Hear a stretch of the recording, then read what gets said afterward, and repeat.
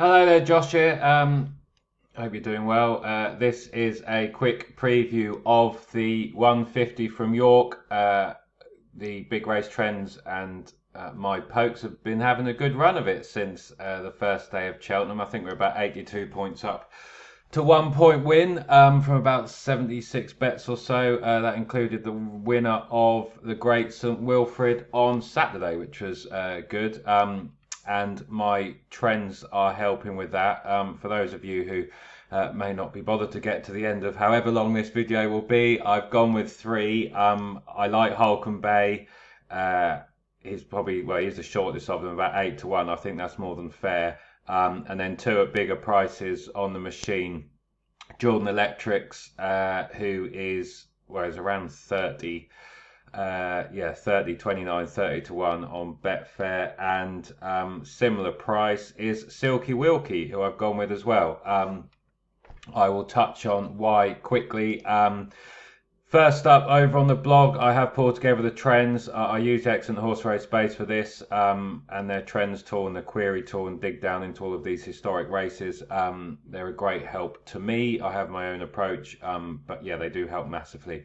In shortlisting, both the trainers, horses representing trainers that have won the race before, and they're always worth a second look, and indeed applying the trends and everything else. And there was kind of a more manageable list of 7, a shorter list of 5 or so there.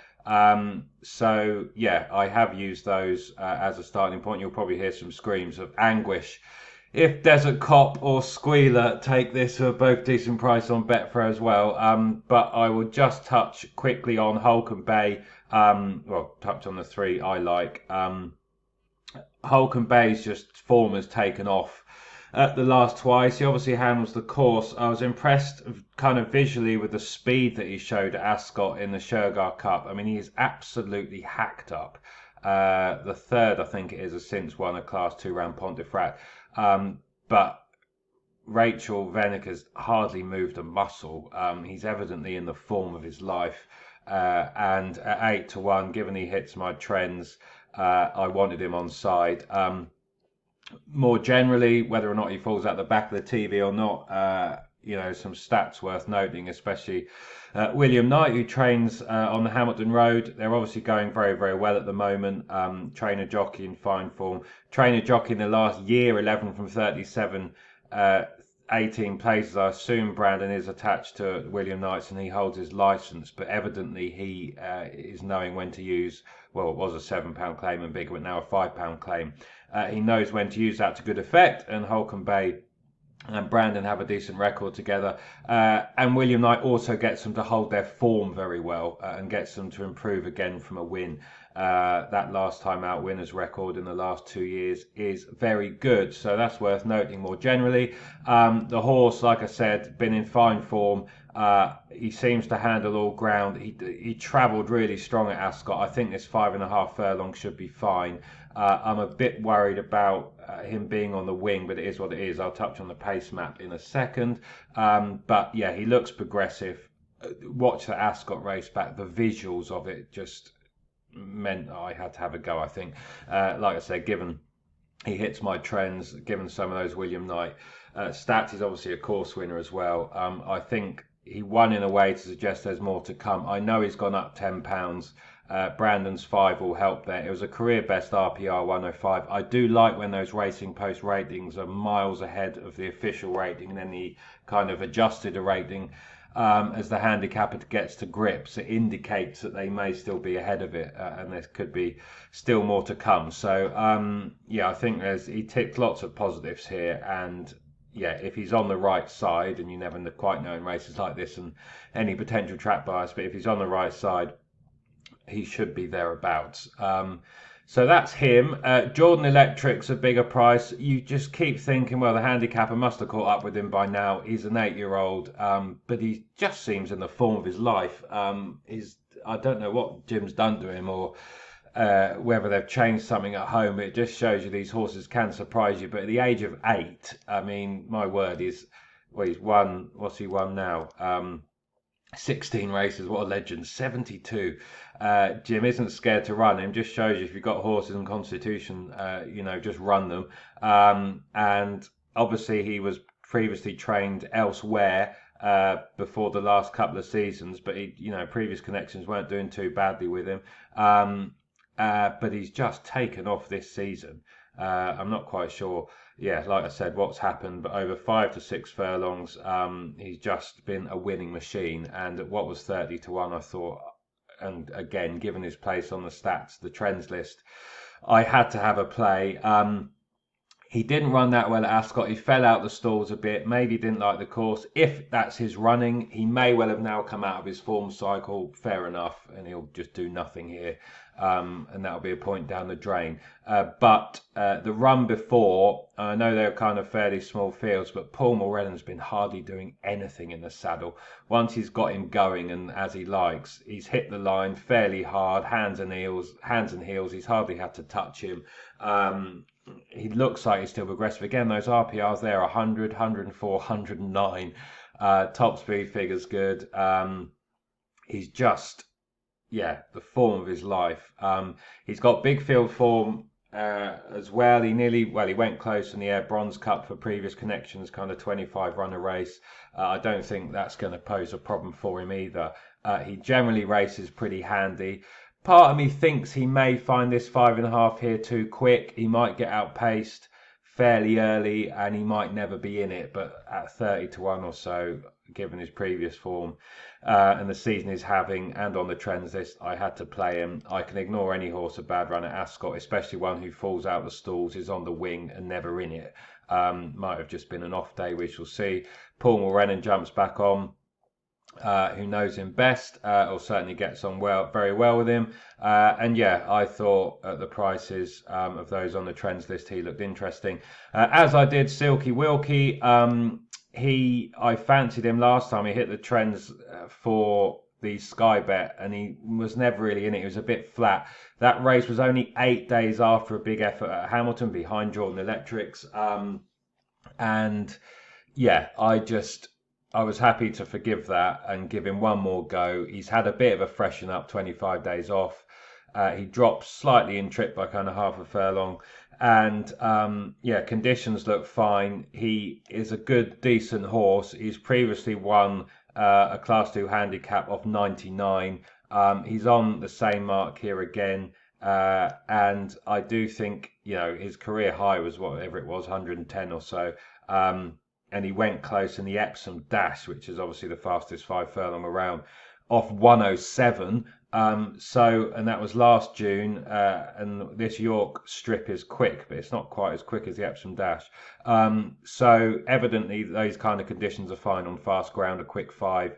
He is handicapped to pop up again at some point, assuming he remains in form. He's had a few decent efforts so far this season. He's pretty versatile. Normally a £7 claim would put me off in a race like this, I'll be honest. But the horse, as you can see, is 3 from 15, 9 places under Sam. He evidently gets on well with him. That includes September 22, keeping on in a fair, length and a half defeat, 5 of 15 over York over the 5 furlongs here. So he's got course and nearly enough distance experience on him. He's got big field experience on him, decent races. Given that and the price again, around 30 to 1 or so, when I put my money down on Betfair, I just had to have a go, especially as I liked him last time out, and it'd be a sickener if he decided to bounce back here. Hopefully freshened up a bit. Again, he hits all my trends. Sam knows him well. He's very well handicapped on old form. He's still only 5. He should hopefully go well. The other ones on my trends list, obviously there's a few 3-year-olds fancied in this. As yet they haven't done that well. They're 0 from 27, only one has placed in the history of this race. I'm sure that stat will be broken at some point. Maybe it will be broken today, but for now that was a good enough reason for me to leave the 3-year-olds. I did obviously look at the other ones on the trends list. We had who did we have? Sorry, let me just remind myself. yeah, I used a couple of the 15 pointers. The Appleby Horse is 3, which has put me off him. We then got Desert Cop and Squealer. Desert Cop was uh, smashed behind Holcomb Bay last time. Maybe he did too much up front on in the first visor. Might settle a bit better here, but just a bit in and out, and that run was a bit too flat for me to want to consider here. But he is a strong traveller. He does have some decent form as a 3-year-old. His mark probably is starting to look a bit more workable. Won a Newmarket, a decent race over 6. Maybe 5 is a bit too sharp for him now. That was a question also. Maybe faster ground is a potential question as well. Anyway, I talked myself out of him, but he's on the trends list. He's only 4. It's obviously a top team. Him running a bigger race wouldn't be a surprise, but his Ascot effort was enough to put me off, and also in context of some of his previous form. And then Squealer was also a big price one. I wonder if they'll race him a bit more promptly here. I just had a class question in the end, and this mark, I thought it might well sum him up. He's currently kind of 0 from 7, I think it is, above class 3 level. He seems to always find a couple too good at this in kind of the depth of these contests. But he is only 4. He might well improve. He might appreciate tracking the strong pace. He's a lurker. I'm not necessarily going to put you off. I talked myself out with the class and the mark. He is the one I fear that I've got badly wrong from the trends list. Maybe I'll have to chuck £2 at him at Betfair SP. We'll see. But I think he'll just find this a bit too much. But we race to find out. In terms of the Instant Expert, I'll just obviously, as you'd expect, there's always lots of orange and green. In races like this, they're generally pretty competitive, plenty of proven in ground and conditions. And yeah, you can see the marks down the side. Some of these might not look so well handicapped anymore, but a few have experience in race conditions. And yeah, it should be an interesting race. Holcomb Bay is 2 from 2 over the 6 furlongs here, but he showed the pace at Ascot, which obviously is a stiff 5, but I think he'll be okay here. And yeah, we will race to find out. Jordan Electrics has placed at the course over 6 before. He might want a strong pace as well. And finally, I will just finish off with the pace map. And yeah, hopefully you can see that there. Let me just move my head out the way. And yeah, whether or not you want to be low or high, if looking at the draw stats on this kind of ground in big fields, middle to high has been better of kind of the last 6 or 7 runnings that have had 16 or more runners. But it's generally fair. The last few runnings of this race have gone to horses low, so it may very well may just depend on pace. Democracy Dilemma might give that to the low. I do have one on that side in Jordan Electric, so I suppose I was keen to have one there. There is pace he can track. He can lead. I'm hoping if he can keep in touch and he bounces back to form from Ascot, we know he'll be finishing strong. It's just whether he gets taken off his feet early and gets a bit too far back. But given the form he's been in, Paul should bustle him out, get him interested, and hopefully he's got a bit of pace to track here. He should be bursting through late. Whether or not he leaves it too late or doesn't quite have the pace, we shall see. And then there's a bit of pace middle to low, as you can see down here. We Never Stop can go after it. Silky Wilkie has tried to make all before. I'd expect him to be right up there. Pilgrim was fairly handy with his win at Ascot 60 odd days ago. And Holcomb Bay, that is that niggle that he's just on the wing. I would prefer him to be drawn kind of where Silky Wilkie is, I suppose, but he's not. But I think 8 to 1 still fine. There should be some pace there. Whether or not they edge over a bit or they stay this side, we will see. It might be challenges down this side of if they all kind of bunch down the middle or congregate. We'll see what the jockeys decide to do, but hopefully these two might be on the right side. They should be in the right place. There's enough pace there. It generally pays to not be too far back. You certainly don't want to be held up at York, which poses questions for a few of these, and I suppose that influenced my decision to leave Squealer as well. But yeah, the pace map's interesting. Yeah, and we'll see how it goes, but hopefully there should be no excuses for my 3. But yeah, I will finish on that. Like I said, I placed, well, Holcomb Bears, I switch over, it's about 10 to 11. he is still nines or so. He's 7.5s on the books. He was about 9.4 for ages, which I snaffled. And then the other two are going to be big prices. Jordan Electric's been clipped into 26, Silky Wilkie 30s. But yeah, will be happy days if one of those two wins. But obviously, I will take any of them winning in this. So yeah, with that said, thanks for watching, thanks for listening.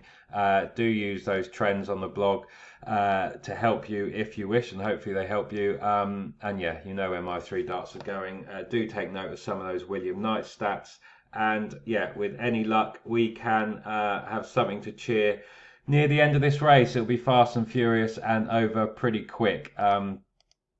And yeah, we'll have something to cheer and enjoy, hopefully. But if not, there's always tomorrow in this game. But for now, this is Josh saying thanks for watching, thanks for listening. Until the next time, bye for now.